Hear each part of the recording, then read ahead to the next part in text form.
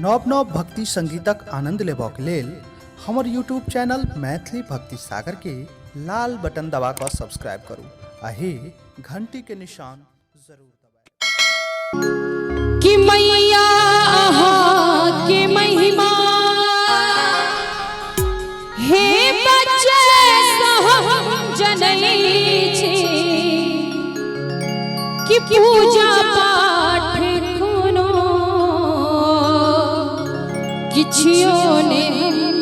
जनै छी कि पूजा पाठ कोनो किछियो ने हम जनै छी। एगो भक्त मैया से कहै छथिन आ चाहब जते गोटे बैसल छियै कने को मीठ मीठ ताली के संगे कि बिगड़ी हमर बना दिया जगदम्बा भवानी माँ, बिगड़ी हमर बना दिया जगदम्बा भवानी। दुखिया के कष्ट हारू, दुखिया के कष्ट हारू सुनियो हमर कहानी, बिगड़ी हमर बना दिया जगदम्बा भवानी माँ, बिगड़ी हमर बना दिया जगदम्बा भवानी।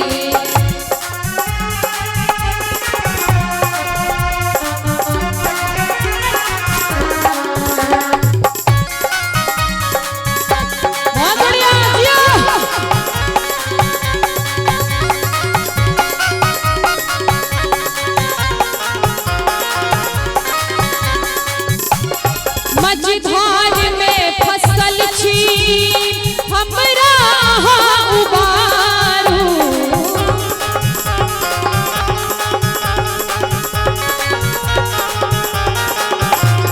मझधार में फसल छी हमरा अहाँ उबारू,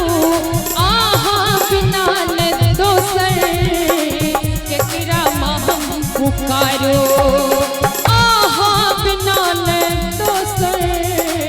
केकरा हम पुकारू, दुखिया के कष्ट हारू सुनियो बिगड़ी हमर बना दिया जगदम्बा भवानी हो।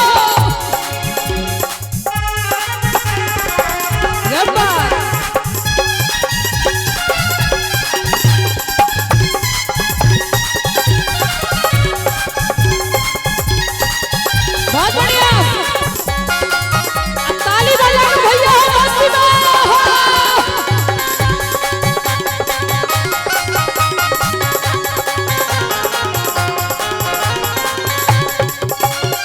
मैया अहाँ के महिमा बच्चे हम जनै छी,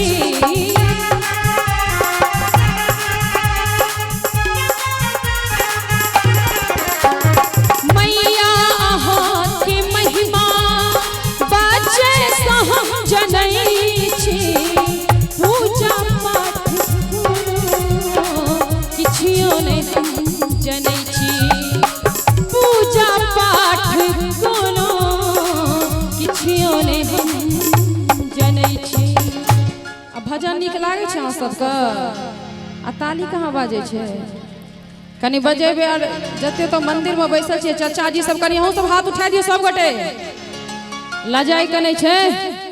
कि बिगड़ी हमर बना दिया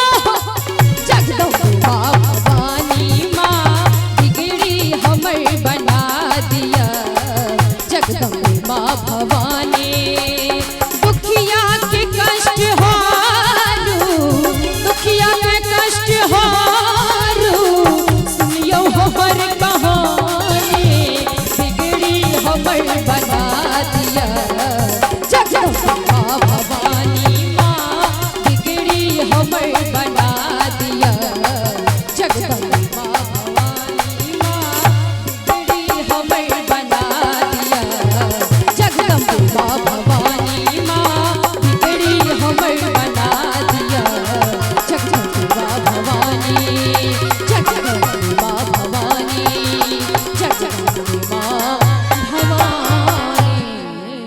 वाह